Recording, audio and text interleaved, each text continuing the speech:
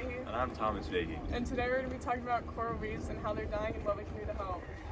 Coral reefs are important because they form barriers that protect our coastlines from storms and erosion, and they play a big role in the ocean's ecosystem. Coral reefs provide shelter for a quarter of all marine life and are a source of nitrogen and other essential nutrients.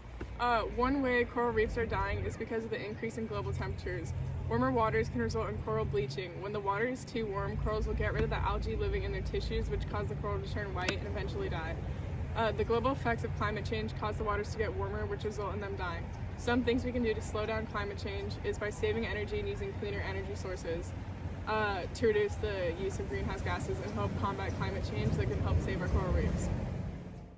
Here are a couple of examples of what coral bleaching looks like. As you can see, the left is a healthy ecosystem, whereas the right is barely alive. Another problem negatively affecting the coral reefs is from tourism and the tourism industry. Tourism is a problem in many ways. To start, with human contact. Whether it's from diving, snorkeling, or swimming, human contact is playing a big part in the destruction of coral reefs. According to coralgardening.org, delicate coral is not built to withstand the pressure of human bodies putting all their weight on the coral. Many people also purposely break the coral and take parts for souvenirs. The constant interaction has caused population drops in marine life living amongst the coral. Ultimately, the poor practices of tourism companies and tourists themselves are having a huge impact on coral reefs, occurring across the world, marine life that resides in these beautiful ecosystems. You may have noticed signs like these displayed at local beaches. These are to help keep our marinas protected from destruction and interference.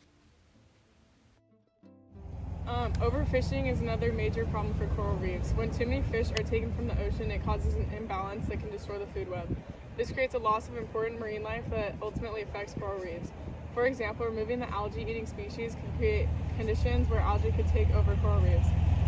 In the article by Reef Resilience Network, it says over 55% of the ocean's reefs are threatened by overfishing or destructive fishing.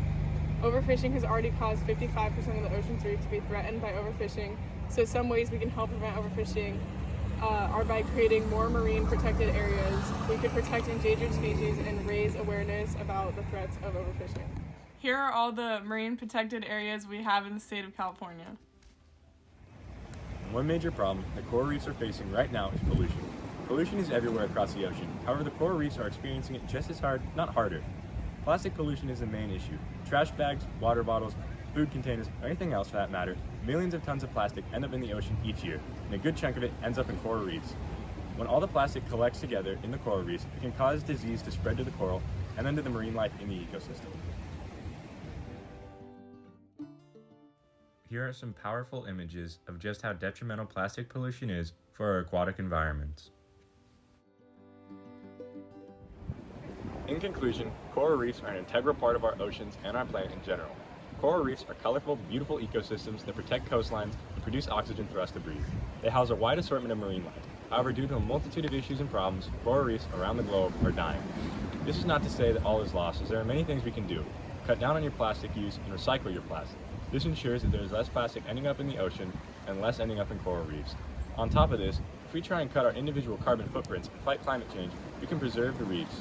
More specifically, when visiting coral reefs, remember to be responsible and careful not to break or damage the coral, and try not to disturb the ecosystem.